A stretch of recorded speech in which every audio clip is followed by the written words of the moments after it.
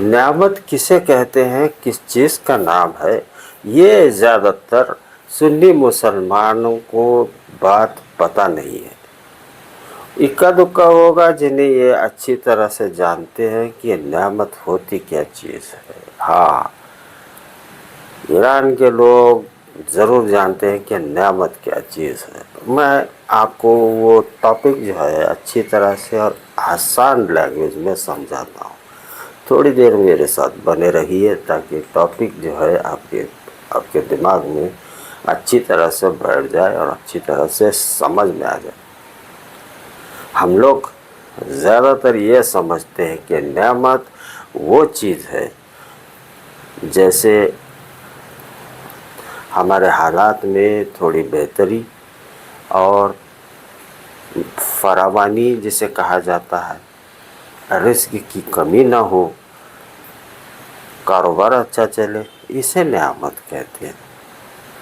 اسے نعمت کہا جاتا ہے یہ ظاہری طور پر، لیکن اصل جو نعمت ہے وہ زیادہ تر ہم مسلمانوں کو نہیں پتہ۔ صوفیزم میں نعمت اس چیز کو کہا جاتا ہے جس کے بارے میں اللہ اور رسول نے دونوں نے جو ہے ایک جمع ہو کر کہا ہے کہ یہ چیز تمہارے پاس نعمت ہے، امانت ہے۔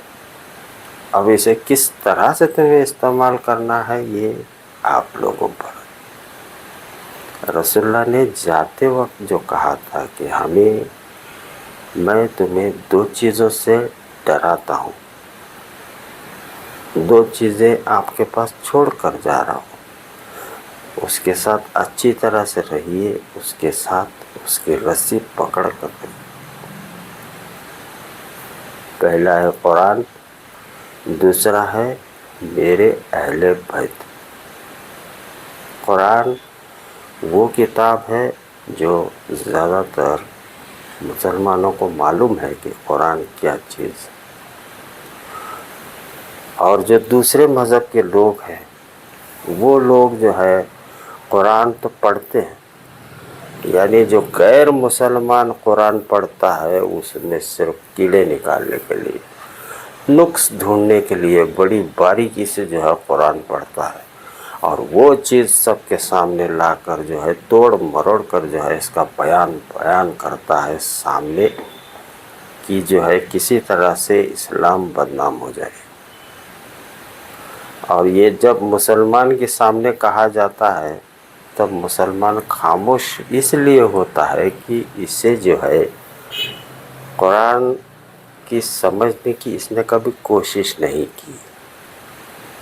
ہم نے زیر و زبر، غور سے سنیے اس بات کو، زیر و زبر پیش یہ جو گرامر ہے قرآن کا پڑھنے کے لیے، اسے جو ہے ہم نے اتنا پرفیکٹ کر لیا کہ پڑھنے میں جو ہے ہمارا کوئی ثانی نہیں، ہم بڑی اچھی طرح سے اس کی تلاوت کر لیتے۔ تھوڑی سی بھی غلطی جو ہے بہت بڑا گناہ مانا جاتا ہے، اور اس کے بعد پڑھنے کے بعد اللہ سے یہ دعا کرتے ہیں کہ اس کا ثواب ہمیں ایسے مل جائے، ہمیں ہمارے مرحوم کو مل جائے، اس طرح کی دعا کرتے ہیں۔ یہاں تک ٹھیک ہے، یہ کامن مسلمان کی بات ہے، خاص مسلمانوں کا یہ عمل نہیں ہوتا ہے۔ خاص مسلمانوں کے لیے قرآن کو سمجھ کر پڑھتے ہیں وہ لوگ خاص مسلمان ہیں۔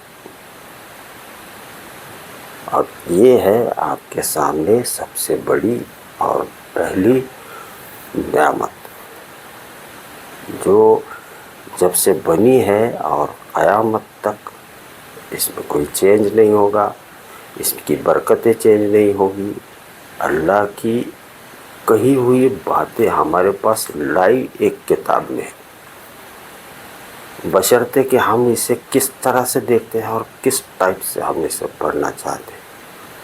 آپ جس طرح سے قرآن کے اندر جا کر اسے سمجھنے کی کوشش کرنے لگتے ہیں تو آپ کو خدا سمجھ میں آنے لگتا ہے۔ یہاں تک ایک جو نعمت ہے اس کے بارے میں نے بتایا۔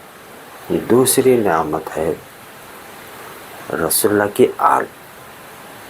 اس کے بارے میں کہا گیا کہ ان کے ساتھ رہیے، ان کے ہاتھوں پر بیعت ہو جائیے، ان کے غلام بن کر رہیے، ان کی بتائی ہوئی باتوں پر چلیے، نقش قدم جو بھی یہ لوگ کہیں ان کی باتوں پر آنکھ بند کر کے عمل شروع کر دیں. آپ کو اہل بیت رسول اللہ کی جو اولادیں ہیں ان سے ملاقات کر اس کو ڈھونڈنا پڑے گا آپ کو. اگر آپ کو یہ نعمت چاہیے تو ان لوگوں کو آپ کو ڈھونڈنا پڑے گا. ڈھونڈ لیجئے انہیں. وہ جو عمل کرتے ہیں وہ عمل رسول اللہ سے لے کر ان تک سینے سے ہوتا ہوا آیا ہے. یہ ان لوگوں کی باتیں آپ کو زیادہ کتابوں میں نہیں ملیں گی. اس لیے جو ہے کچھ لوگ اس بات پر بھروسہ نہیں کرتے کہ کون سی حدیث میں لکھا ہے، کس صحابہ نے یہ بات کہی، کہاں لکھا ہے قرآن میں. یہ باتیں ایسے لوگ کرتے ہیں جنہیں یہ گھرانہ سمجھ میں نہیں آیا. یہ حدیث جو رسول اللہ نے جانے سے پہلے کہی کہ میں آپ کے درمیان دو چیزیں چھوڑ کر جا رہا ہوں، ایک قرآن، دوسرا میرے اہل بیت، میرے گھر کے لوگ. اگر اس گھرانے میں کا کوئی آدمی اس راستے پر نہیں ہے جو رسول اللہ نے دکھایا ہے تو دوسرا کوئی اور ہوگا آپ کو تلاش کرنی. اب بیعت ہونا چاہیے یا نہیں اس کے بارے میں آپ کو بعد میں بتاتا ہوں. پہلے موٹا موٹا یہ سمجھ لیجئے کہ بیعت وہ اتنی بڑی چیز، اتنی بڑی حدیث جیسے قرآن حدیث سے ثابت ہے. وہابی فرقے نے جو ہے اپنی زندگی میں سے اس کو نکال دیا. وہابی فرقوں کے جتنے بھی عالم ہوتے ہیں جہاں تک میں جانتا ہوں ان میں سے زیادہ تر جو ہے اپنے مدرسے میں بیعت ہو کر ہی نکلتے. انہیں خلافت ہوتی ہے جہاں وہ پڑھ کر آتے. افسوس یہ ہے ان لوگوں پر، میں حیران ہوں ان کے دماغوں پر کہ یہ جو عالم باہر آتا ہے اس کی عمر مرنے تک کی پہنچتی ہے لیکن بیعت کے بارے میں ایک زبان سے ایک لفظ نہیں نکالے گا. جب کوئی بندہ ان سے ملاقات کر کے پوچھتا ہے کہ بیعت ہونا جائز ہے یا نہیں تو وہ اسی وقت اڑا دیتا ہے. کر لو تو وہ کہتا کیا ہے سمجھ لیجئے، کر لو تو اچھی چیز ہے، سنت ہے، نہ کرو تو کوئی وعدہ نہیں ہے، یعنی نہ کرو تو کوئی نقصان نہیں. حالانکہ یہ جملہ جو ہے زیادہ تر اسے بیعت نہ کرنے کے لیے آمادہ کرتا. اب بیعت نہیں ہوا، یہ سنت اس سے چھوٹ گئی. بیعت سے اسے حاصل کیا ہوگا اس کے بارے میں کچھ بھی نہیں بتائیں گے. زیادہ کھرچنے پر جو ہے وہ دھیرے دھیرے اپنا وہ راز کھول دے گا لیکن زیادہ تر اس کے بارے میں بتائیں گے نہیں. وہابی فرقے کے عالم زیادہ تر جو ہے سنیت کے خلاف، ان کا دماغ اتنا خراب ہو چکا ہے کہ جو آتھینٹک جو رسول اللہ نے بات کی ہے وہ صرف سنیت میں. آپ لوگوں کو نظر آتا ہے کہ یہ لوگ درگاہ والے ہیں، درگاہ پریکٹس کرتے ہیں، درگاہ پرست، قبر پرست، نہ جانے کس کس نام سے جو ہے شرک اور بدعت ایسے چیزوں پر جو ہے اسے بدنام کر کے اس بیعت کی چیز کو جو ہے پیچھے کر دیا. آپ کو عرب ملک میں یہ چیز نہیں ملے گی کیونکہ بیعت اگر کر لیا جائے تو حکومت جانے کا ان کو خطرہ ہے، یہ ان کو معلوم ہے. اس لیے اس پر بات کرنے کے لیے وہ سب سے بڑی ممانعت رکھتے ہیں کہ یہ باتیں مت کرو. ہاں بس نمازیں پڑھتے رہو، بڑی بڑی مسجدیں بناؤ، عالیشان بناؤ، جتنے چاہو اتنے ہم سے پیسے لے لو. کہیں نہ کہیں ہمیں جو ہے ہمارا اسلام ہم تک پہنچنے نہیں دیا جا. بس یہ کوشش کی جا رہی ہے کہ اوپرا اوپر جو ہے رسول اللہ نے صرف نماز کے بارے میں تو بات نہیں کی، 63 سال کی عمر میں صرف اتنا ہی کیا. حج، زکوٰۃ، قربانی، کلمہ، اتنا ہی ہو گیا، ختم، نبوت ختم ہو گئی؟ نہیں بھائی،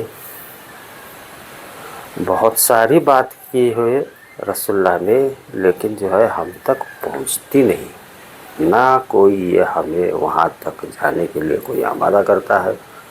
بس برائی کرنے کی وجہ سے کیا ہوتا ہے کہ جو چیز ہمیں کرنی چاہیے اس پر عمل ہمیں کرنے نہیں دیا جاتا ہے. ایسی چیزوں پر لگایا جاتا ہے کہ جو ہمیں صرف ایک ڈرپوک اور کنگال مسلمان کس طرح سے ہو جائے، ایسی تعلیم بڑی اچھی طرح سے کی جاتی ہے اور ایسے دی جاتی ہے.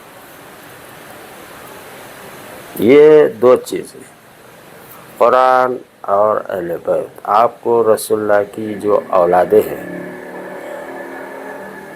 جو سید زادے کہلاتے ہیں، ان سے ملاقات کرنی پڑے گی. میں بارہا اپنی باتوں میں یہ بات آپ کے سامنے رکھتا ہوں. صوفیزم کے جو چیز ہے، صوفیزم جو علم ہے، یہ بزرگوں کی طرف سے آیا ہوا ایک ایسا علم ہے جو ایسی بات کرتا ہے جو آپ کے سمجھ میں آنے کے لیے ذرا مشکل ہے. یہ وہ سنتوں پر عمل کرنے والے لوگ ہیں جو رسول اللہ نے ایگزیکٹ کہی ہوئی بات اس پر عمل کرتے. مشکل سب سے زیادہ آپ کو آئے گی اگر آپ نے کہیں چھیڑا آپ کے اپنے فرقوں میں. اگر آپ پیدا ایسے فرقے میں ہے جو صوفیزم نہیں، سنیت نہیں، درگاہ پریکٹس نہیں، ایسی کوئی دوسرے فرقے میں اگر آپ پیدا ہوئے، آپ جوان ہوئے، بوڑھے ہوئے، تو آپ کو ایک عادت لگ جاتی ہے کہ یہی چیز جو ہے ہمیں نجات دے گی. لیکن نجات کہیں اور رکھی ہوئی ہے. یہ لوگ آپ کو نہ بتائیں گے، نہ ان لوگوں کو یہ بات معلوم ہے.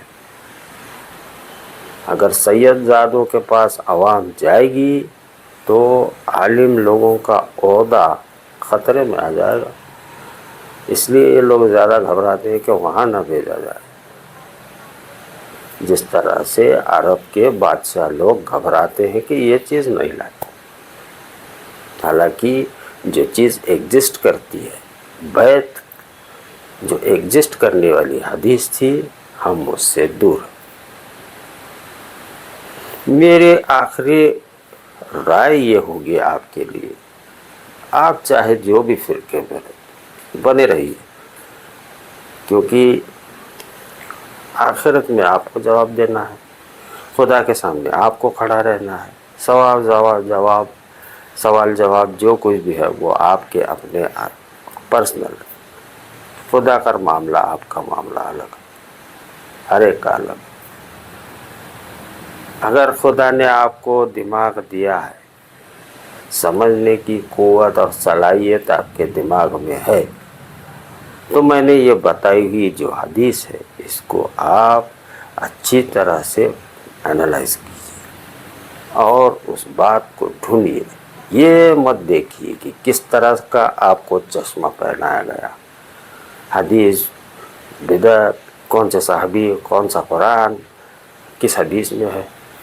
یہ جانچ پڑتال آپ اپنی طرح سے خود کریے، کیونکہ جس کو آپ پوچھنے جاؤ گے وہ بھی وہی دماغی کیڑے بھر کے بیٹھا ہوا، وہ آپ کو صحیح راستہ نہیں دکھائے گا. اپوزیشن میں چلے جاؤ، کیا چل رہا ہے وہاں، ایسا کون سا عمل کرتے ہیں یہ لوگ، دھیان سے دیکھیے. 10 रुपये का धनिया आप लेने जाते हो बाजार में तो 3-4 बार उलट पलट कर देखते हो। मैं इस बात पर हैरान हूँ कि आप जिस फिरके में हो वो हक पर है, इसकी जांच पड़ताल आप लोग कितने सीरियसली से करते। हो सके तो सब्सक्राइब कर लीजिए, लाइक कर लीजिए, फॉलो कर लीजिए। मिलते